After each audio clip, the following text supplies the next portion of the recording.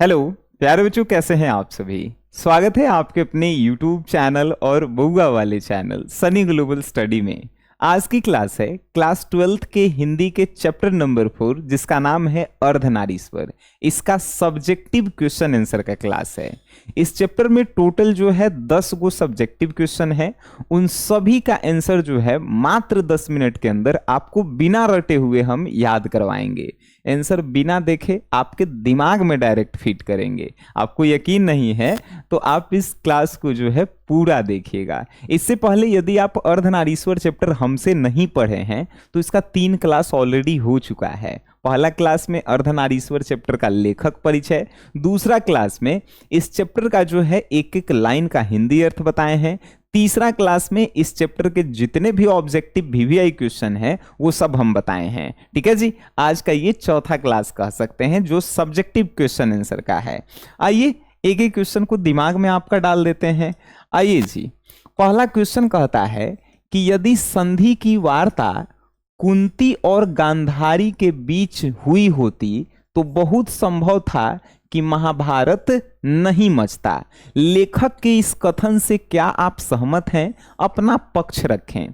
आप जानते हैं कि महाभारत हुआ था कौरव और पांडव के बीच में, ठीक है। तो कौरव और पांडव के बीच में जो है महाभारत हुआ था, तो उसके पीछे जो है पुरुषों का हाथ था। तो यहाँ पे लेखक कह रहा है कि यदि संधि की वार्ता दो गो महिला कुंती और गांधारी के बीच में अगर हुई रहती तो बहुत ज्यादा संभव था कि महाभारत नहीं होता। अब क्यों नहीं होता, इसका आंसर समझिए। तो इसका आंसर लिखेंगे कैसे कि यदि संधि की वार्ता कुंती और गांधारी के बीच में हुई होती तब बहुत संभव था कि महाभारत नहीं मचता।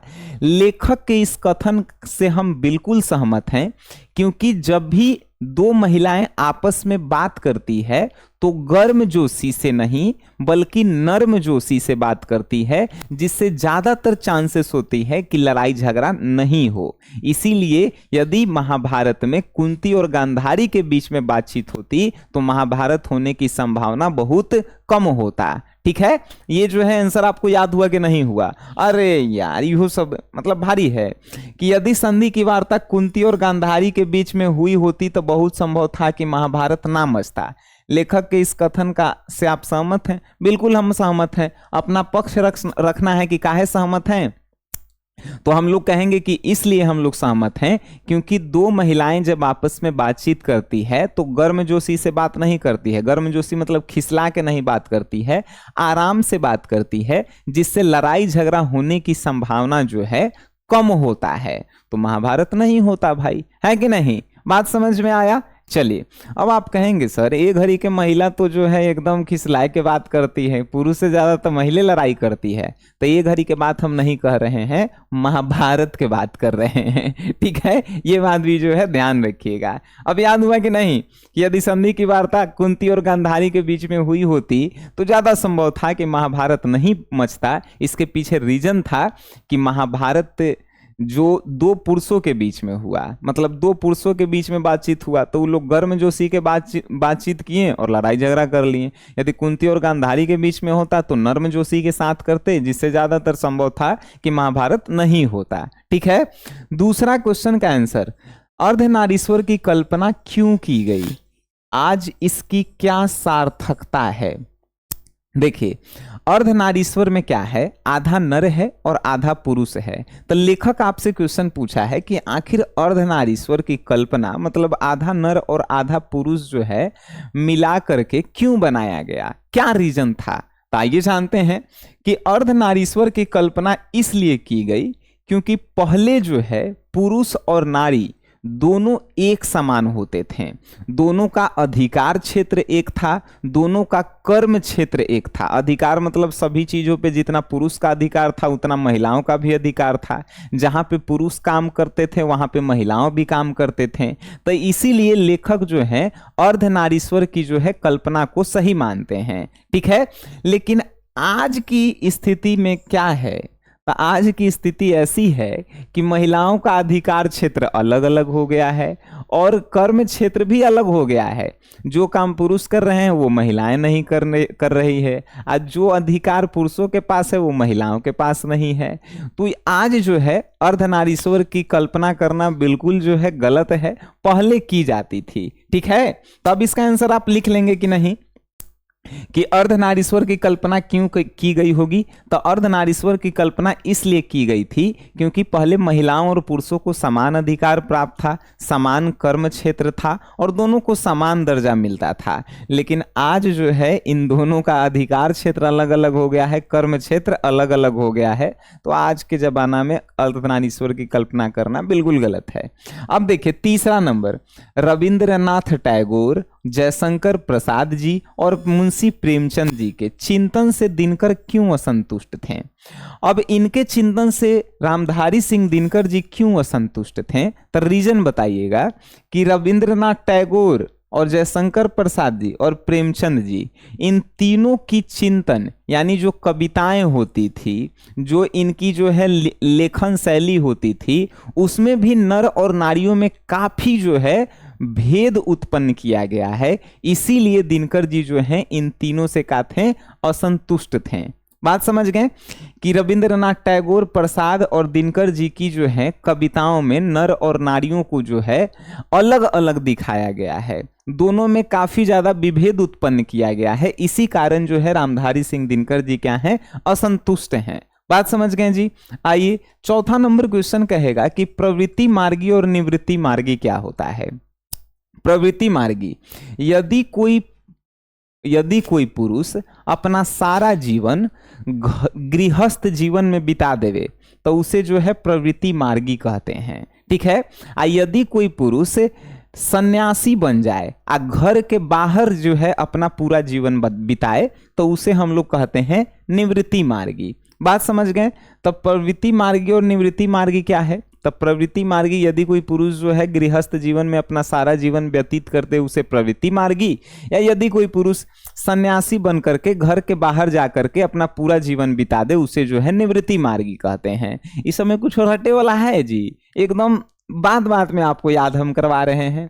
पांचवा नंबर क्वेश्चन क्या कहता है कि बुद्ध ने आनंद से क्या कहा था। बताइए जी, गौतम बुद्ध आनंद से क्या कहे थे। तो गौतम बुद्ध आनंद से कहे थे कि आनंद, मैंने जो धर्म चलाया था वो 5 सहस्त्र साल यानी कि 5000 साल तक चलने वाला था, लेकिन अब उसे घटा करके 500 साल कर दो, क्योंकि मैं नारियों को भिक्षुनी यानी सन्यासी होने का अधिकार दे दिए हैं। ठीक है, यही तो कहते गौतम बुद्ध आनंद से कि आनंद, जो हमने धर्म चलाया है 5000 साल तक चलने के लिए, उसको घटा के 500 साल कर दो, क्योंकि हमने नारियों को भिक्षुनी होने का अधिकार दे दिया है। रटे वाला कोई चीज नहीं है। यहां पे देखिए क्वेश्चन नंबर 6 कहता है कि स्त्री को देखिएगा गांव में अहेरिन कहा जाता है, गांव में नहीं शहरों में कहा जाता है। स्त्री को नागिन कहा जाता है, स्त्री को जादूगरनी कहा जाता है। तो ये सब कहने के पीछे आखिर मनसा क्या है, लोगों के मन में क्या चलता है, क्या ऐसा कहना उचित है। तो भाई अब हमर आंसर समझिए कि स्त्री को अहेरिन, नागिन और जादूगरनी कहने के पीछे लोगों का यही मनसा होता है कि लोग पुरुषों से स्त्रियों को नीचा दिखाना चाहते हैं, स्त्रियों को जो है अलग दिखाना चाहते हैं, स्त्रियों और पुरुषों में भेदभाव करना चाहते हैं। इसीलिए जो लोग हैं वो स्त्री को अहेरिन, नागिन, जादूगरनी कहते हैं, जिससे स्त्रियों को हीन भावना से देखा जाए। ठीक है, यही लोगों के मन में मनसा होता है। बात समझ गए। अब ये कहना क्या उचित है, तो ये कहना बिल्कुल उचित नहीं है। एक सभ्य समाज में स्त्री और पुरुष दोनों समान होते हैं, तो ये कहना बिल्कुल उचित नहीं है। बात समझ में आ रही है जी। ठीक है, अब देखिए 7वां नंबर क्वेश्चन, नारियों की पराधीनता कब से जो है आरंभ हुई। ये क्वेश्चन के आंसर ऑब्जेक्टिव में हम आपको करवाए हैं कि नारियों की पराधीनता जब से मानव ने कृषि का आविष्कार किया उसी समय से नारियों की पराधीनता मीन्स नारियां पीछे चली गई और पुरुष आगे बढ़ते गए। तो नारियों की पराधीनता कब से आरंभ हुई, जब से मानव जाति ने कृषि का आविष्कार किया उसी समय से नारियों की पराधीनता जो है का हो गई भाई, शुरू हो गई। बात समझ गए। अब ये देखिए 7 क्वेश्चन हम करवाएं, अभी 3 और क्वेश्चन करवाएंगे हम। लेकिन आपके मन में यदि ये प्रश्न आ रहे हैं कि सर इसका नोट्स मिल जाता तो गर्दा गर्दा बात हो जाता है, यदि इस चैप्टर का ऑब्जेक्टिव मिल जाता और उसका टेस्ट भी मिल जाता तो और मजा आ जाता, आज जो मेरा क्लास छूटा है उसका वीडियो लेक्चर भी मिल जाता तो और मजा आ जाता, एग्जाम में गेस्ट क्वेश्चन मिल जाए तो और मजा आ जाए, है कि नहीं। तो उसके लिए आपको क्या करना है, प्ले स्टोर से एक एप्लीकेशन को जो है डाउनलोड कर लीजिए जिसका नाम है SGS क्लासेस। इस ऐप को डाउनलोड कीजिए और यदि आपको हिंदी इंग्लिश में डर लगता है तो मात्र 499 रुपए का एक कोर्स आएगा हिंदी इंग्लिश का, बस उसको खरीद लीजिए। आपका डर हमारे अंदर चला आएगा, मतलब आपका डर खत्म आ जाएगा और मेरे अंदर उछल आएगा। बात समझ में आया कि नहीं आया। चलिए जी, आइए क्वेश्चन नंबर 8 की ओर हम लोग चलेंगे और ये क्वेश्चन कितना आसान है जी। प्रसंग स्पष्ट करे, प्रसंग मतलब संबंध बताना है इसका, ठीक है। आइए कितना आसान क्वेश्चन है। प्रत्येक पत्नी जो है अपने पति को बहुत कुछ उसी दृष्टि से देखती है जिस दृष्टि से लता अपने वृक्ष को देखती है। लता मतलब समझते हैं, अरे वृक्ष के ऊपर जो है इसे इसे टेढ़ा टेढ़ा लपटाइल रहता है, उसको लता बोलते हैं, ठीक है। तो पहले लिखेंगे कि प्रस्तुत पंक्तियां जो है रामधारी सिंह दिनकर जी द्वारा रचित पाठ अर्धनारीश्वर से लिया गया है। इन पंक्तियों के माध्यम से लेखक कहते हैं कि प्रत्येक पत्नी जो है अपने पति के ऊपर उसी तरह निर्भर रहती है जिस तरह वृक्ष के ऊपर लता निर्भर रहता है, ठीक है। और कहेंगे सर वृक्ष के ऊपर लता कैसे निर्भर रहता है, अरे तो वृक्ष के सहारे जो है लता चढ़ के जो है ऊपर जाता है, चढ़ता है कि नहीं। तो वैसे ही पत्नी जो है पति के ऊपर निर्भर है कि हमारा पति कमाएगा तब जो है हम अमीर बनेंगे, ठीक है। तो वही जो है इसमें कहा गया है। अब समझ गए कि प्रस्तुत पंक्तियां रामधारी सिंह दिनकर जी द्वारा रचित पाठ अर्धनारीश्वर से लिया गया है जिसमें जो है प्रत्येक पत्नी अपने पति के ऊपर उसी प्रकार निर्भर है जैसे वो लता जो है वृक्ष के सहारे ऊपर जाती है वैसे ही निर्भर है, ठीक है। आइए, जिस पुरुष में नारीत्व नहीं वो अपूर्ण है। अपूर्ण मतलब अधूरा है। कितना आसान क्वेश्चन है। प्रस्तुत पंक्तियां रामधारी सिंह दिनकर जी द्वारा रचित पाठ अर्धनारीश्वर से लिया गया है जिसमें अर्धनारीश्वर के लेखक रामधारी सिंह दिनकर जी कहते हैं कि यदि किसी पुरुष में नारी का एक भी गुण नहीं पाया जाता है तो वो पुरुष जो है अधूरा है, ठीक है। बात खत्म। आइए नेक्स्ट क्वेश्चन देखते हैं 9 नंबर कि जिसे भी पुरुष अपना कर्म क्षेत्र मानता है वह नारी का भी कर्म क्षेत्र है। कैसे भाई? तब भाई मान के चलिए कि हम आपको पढ़ा रहे हैं, पढ़ाना मेरा कर्म क्षेत्र है, तो नारी भी जो है यही कर्म क्षेत्र मान लेती है। क्यों? क्योंकि वो मेरे ऊपर डिपेंड है कि नहीं। आइए इसका आंसर देख लेते हैं। जिसे भी पुरुष अपना कर्म क्षेत्र मानता है वो नारी का भी कर्म क्षेत्र होता है। क्यों? इसलिए क्योंकि हरेक पत्नी जो है यानी हरेक महिला जो है अपने पुरुष के ऊपर निर्भर होती है, इसीलिए पुरुष के ही कर्म क्षेत्र को जो है महिला अपना कर्म क्षेत्र मान करके जो है दिन रात मेहनत करती है। बात समझ में आया? कितना आसान बउआ वाला क्वेश्चन।